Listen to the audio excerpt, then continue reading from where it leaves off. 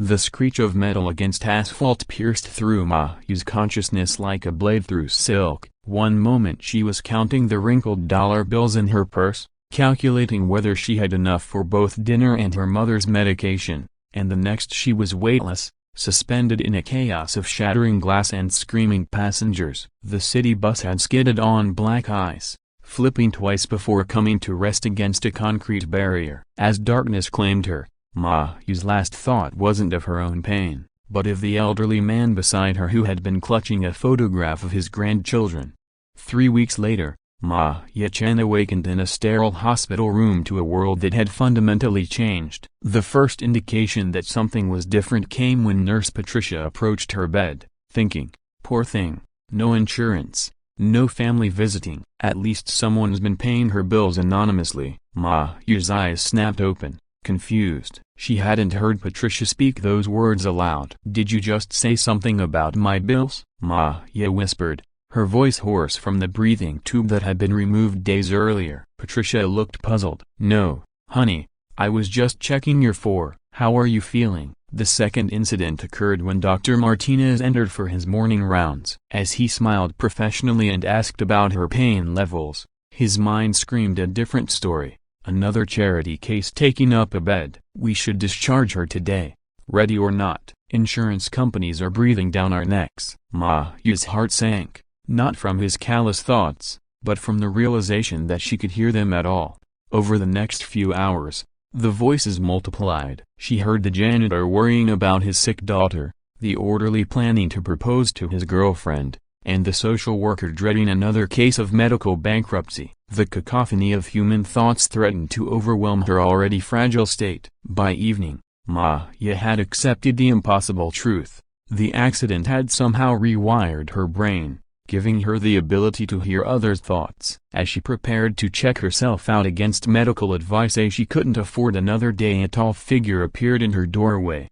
"Miss Chen?" The man was impeccably dressed in a charcoal suit that probably cost more than she made in 6 months. His dark hair was perfectly styled, and his green eyes held a mixture of concern and something else she couldn't identify. "I'm Alexander Sterling. I wanted to check on your recovery." The name hit her like a physical blow. Alexander Sterling, a CEO of Sterling Industries, the tech giant whose headquarters dominated the city skyline. She'd seen his face on magazine covers and business news segments, always looking cold and calculating. What could he possibly want with her? His thoughts, however, told a completely different story. "She's even more beautiful than I remembered. 15 years, and I still think about her every single day. God, I hope she doesn't recognize me. How do I explain that I've been watching over her from afar all of this time?" Maya's breath caught in her throat. Watching over her? For 15 years? She studied his face more carefully,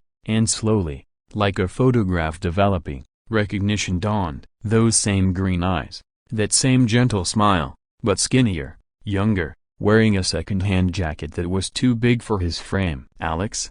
she whispered. "Alex from Lincoln High?" His composed mask slipped for just a moment, revealing the vulnerable teenager she once knew. "You remember?" How could she forget? Alexander Sterling hadn't always been a billionaire CEO. 15 years ago, he was Alex Sterling, the quiet scholarship kid who ate lunch alone because his shoes had holes and his clothes came from thrift stores. While other students mocked him mercilessly, Maya had been the only one to show him kindness. She'd shared her lunch when his stomach growled audibly in chemistry class, included him in group projects when others wouldn't, and once, memorably, had stood up to Brad Morrison when he was shoving Alex into lockers. "Why are you here?" she asked, though his thoughts were already providing the answer. "I heard about the accident," he said aloud, while thinking.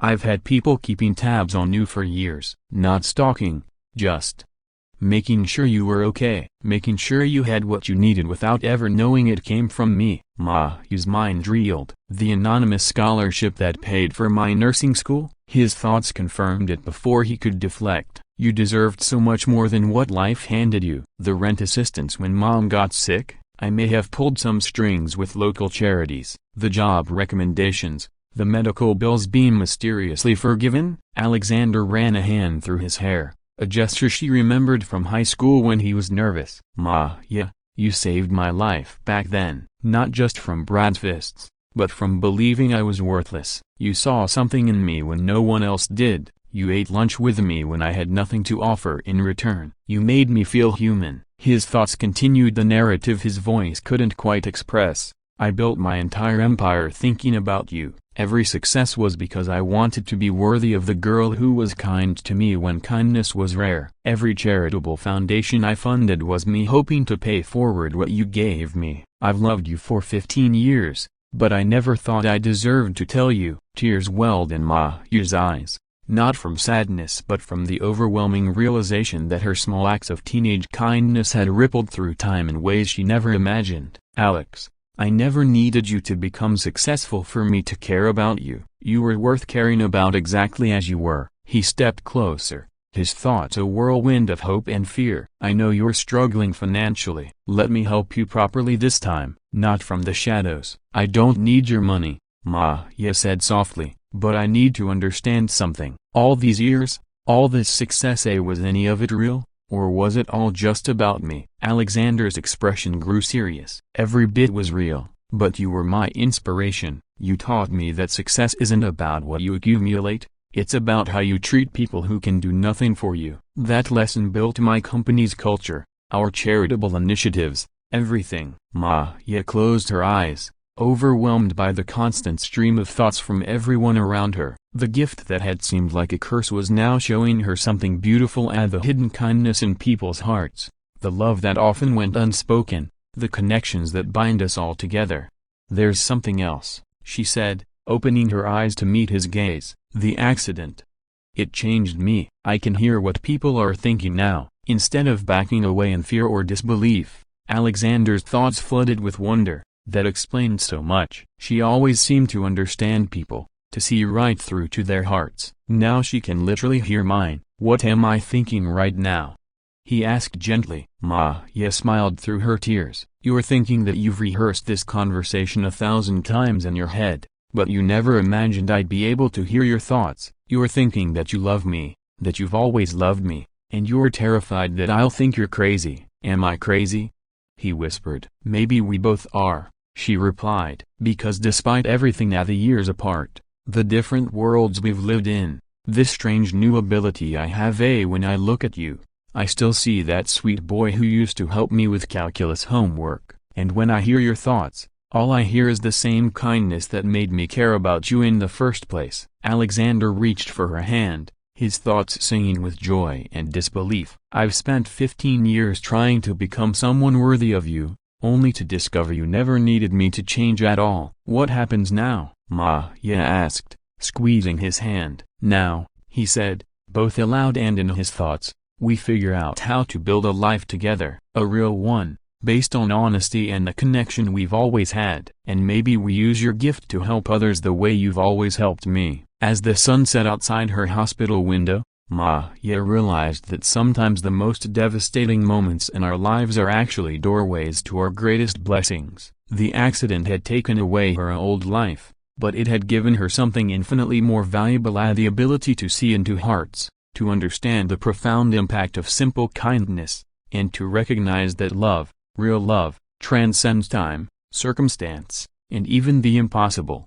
3 months later, Ma Yu stood in the boardroom of Sterling Industries, not as Alexander's girlfriend, but as the director of their new empathy initiative, a program designed to help people connect more deeply with each other. Her unique ability had become a gift not just to herself, but to everyone whose life she touched. And every day, as she worked alongside the man who had loved her quietly for 15 years, she was reminded that the smallest acts of kindness can echo through time in ways we never imagine, creating ripples that eventually return to us as waves of unexpected grace.